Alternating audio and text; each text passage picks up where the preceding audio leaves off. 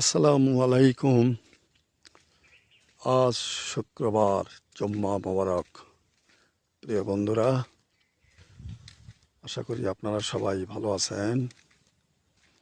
বর্ষাকাল, মেঘলা আকাশ, রোদ উঠছে, আবার বৃষ্টি মেঘ দেখা দিচ্ছে।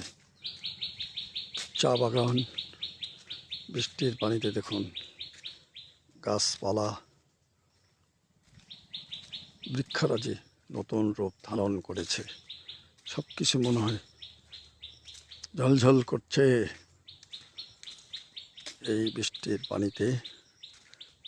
নদী প্লাবিত হচ্ছে, কৃষি জমি, ফসল, গাছপালা সবই সতেজ আকার ধারণ করছে।